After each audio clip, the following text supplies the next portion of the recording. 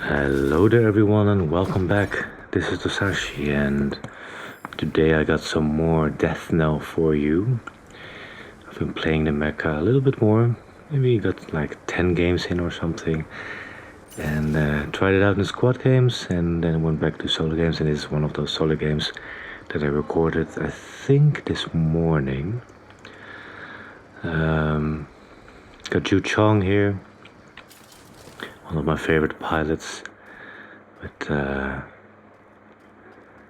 increased speed and the increased damage, and there we go, immediately a skateboard and some combat fatigue. That's amazing. I'm really digging Death Knell, and I was chatting a little bit with some people in the comments of my previous video, and yeah, it's definitely like a blend between Guerrilla Hunter and Venturus.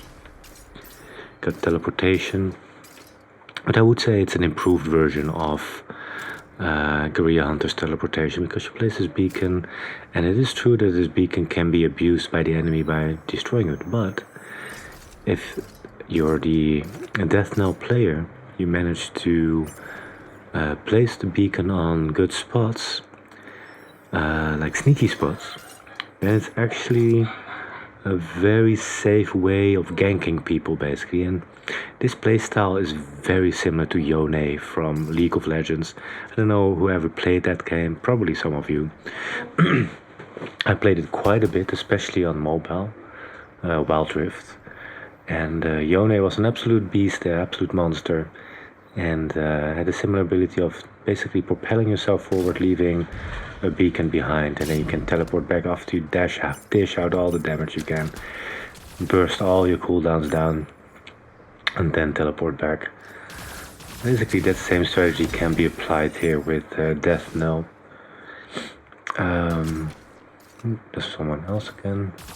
I'm prioritizing the pulse rifle here because I got a quest going.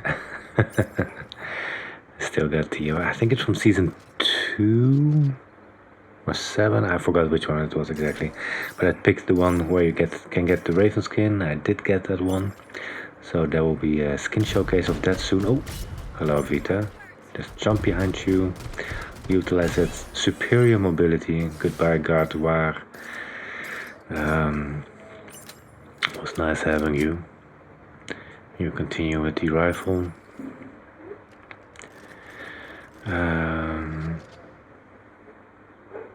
So yeah, I think Death Knell is amazing. I also actually had to look up what Death Knell means, because I didn't know. But apparently it's the bell sound that rings when, I think, where someone dies or when their spirit gets taken from death, something like that.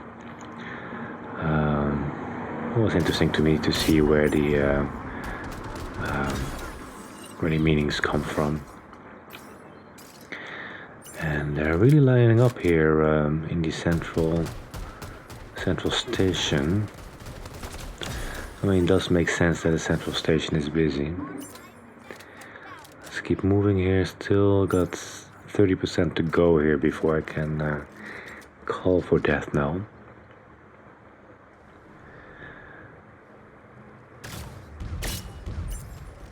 There's someone on the other side of the river and someone right over here.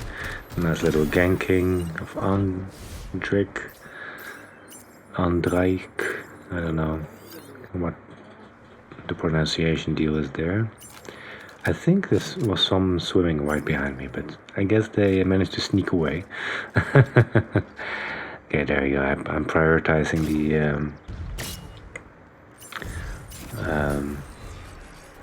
airdrop here. There we go. I'm running, by the way, so I've been experimenting a little bit, and the build that I currently have, I think works best for me. So first of all, I'm having the Wings of Swiftness, I think, equipped in this match. Could be that I still have Lightning Mantra, because usually when I play Ju Chong, I play her on Mecha that want Lightning Mantra. But I think in this match I swapped it to Wings of Swiftness. We'll see soon. And hop. Oh, that was a nice landing. That was pretty sweet. And the dash of that secondary weapon is pretty good, as you can see, huh? It's in all directions, it's pretty far, and you can chain it just like the one from Venturus in his dragon mode.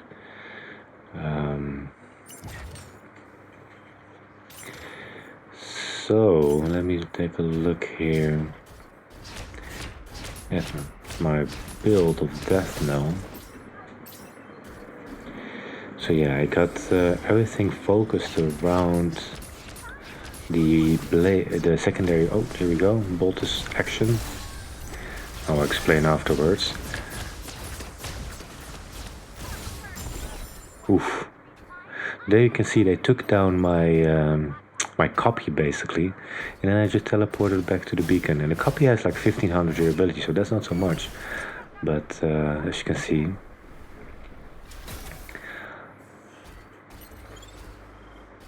but it does give you a buffer. So yeah, basically I built it all around cooldown reduction of the secondary weapon, and also reduced cooldown of the execution. So that's the basically Skylark dashing mode. That's called execution. So I reduced the cooldown of that. In my tech mods, I reduced the cooldown of my secondary, so I can just keep dashing in all directions non-stop. During execution, damage taken by the Mecha and Tombstone is reduced, so I take less damage when I'm in the execution, and I increase the range of the blades. So, that's a Skylark. Let's just jump them. There we go, like that easy. You should just burst so much damage. And there's a lot of people here. I just choose to go to the next mecha that I hear. And the core 2 I got here, so that means that when you have, it's called Frenzy, and during execution, the secondary weapon can execute marked targets with less than 12% durability. So here I failed to do that because I just keep missing, and this Alberado just keeps jumping up and down the whole time. But let's continue here. Did you see that amount of damage? That was 3899. Did I see that correctly? That was a crazy amount of damage. So that was definitely that core 2. It basically does. Oh, there's a ranger that takes me down. So let's get away here. Let's do some nice little trick here. Yeah, lure them to this side of the building, then jump through it. Then use the pad. There we go. And then immediately on top of a board. Get away from here as quickly as possible. And then start recharging. And now the ranger will lose some time trying to find me while I'm basically ready again before they can find me. It's a nice trick against people. So yeah, core 2 is very crazy good just to get people to destroy Mecha basically. Core 1 converts 30% damage dealt during execution into durability for self up to 500 durability. So that gives more sustain, so that will yeah, keeps you alive basically. It's like life drain. So here I placed the beacon behind the hill. Oh, but I forgot to teleport back because I got a little bit greedy. Keep going for this ranger here. Managed to get some good hits in. Behind the hill again. Move in. And then the moment they take me down, I'm back in a good position. Although they are actually hurting me quite a bit, so let them come towards me. And then I can get ready again for this. There we go. Outplayed them by luring them in basically.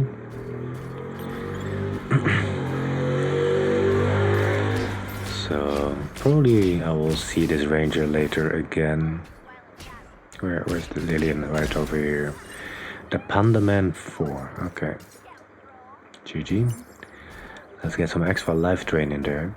I was contemplating maybe to get life drain because it fits thematically, you know. for the defensive modules, but in the end I did go for all cooldown reductions, and that does seem to work the best for me. Especially since Core 1 already gives you some life drain, and actually you don't want life drain, you just want to nuke people down and have your cooldowns ready as frequently as possible. That's what I noticed at least. There's a caramel too. All in the open. That's kind of bad positioning there. I will just utilize this little hill here. Like that, leave my beacon behind the hill, and then go in for some harassing. Use that buffer.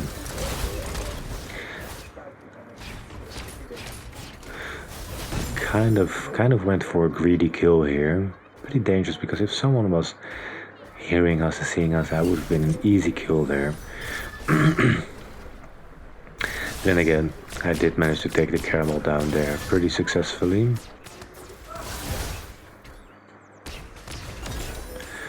Alright, Mrs. Rule. Good game.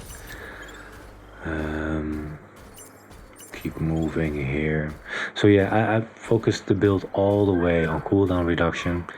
Let me know what works for you. What kind of builds did you try out?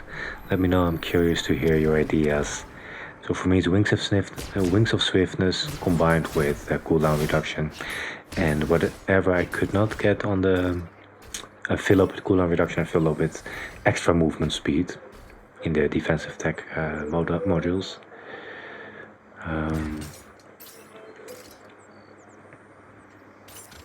Alright, that is looking pretty good. So I'm guessing the ranger is still out there somewhere. Let's dash forward here.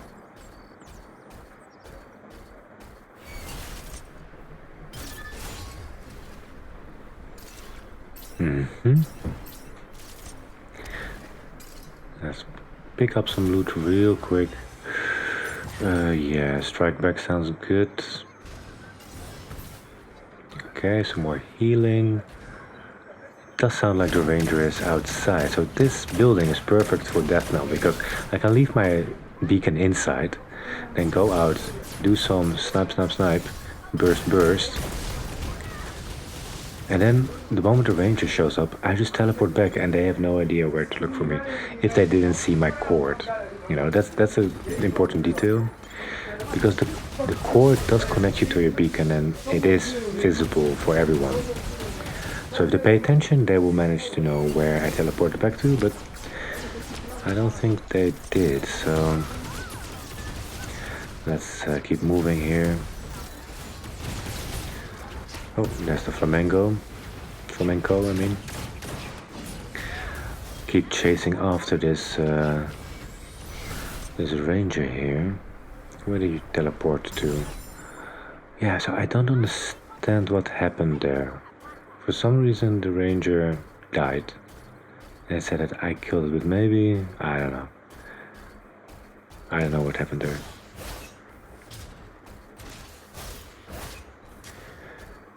Okay, let's keep moving, because there was still a flamenco and there's still a couple of enemies left.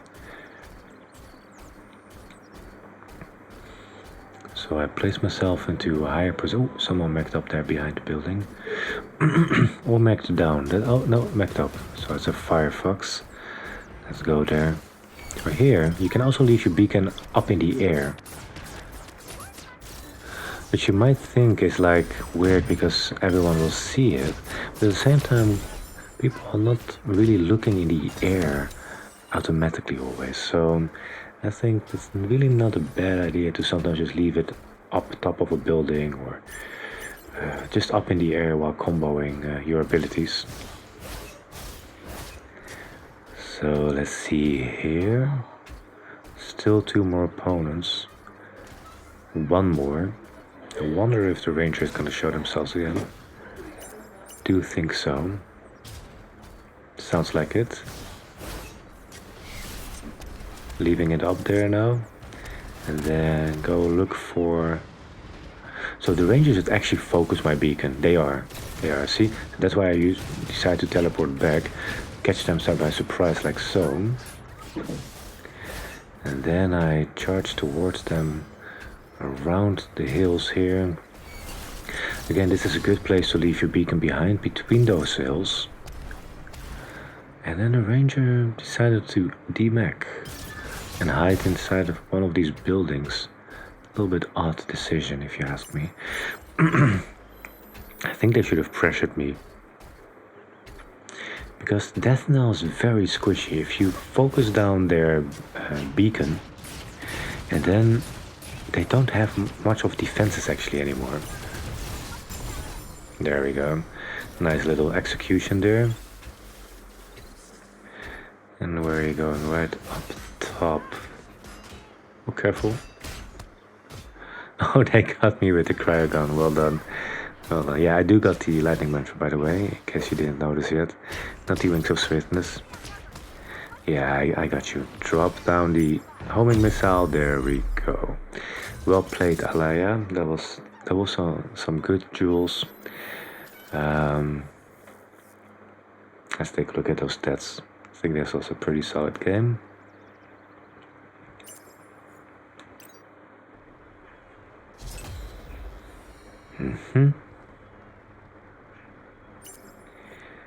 So, what do we have here? Okay, like 30,000 damage. 8 destroyed, not bad. Have a beautiful day, and peace.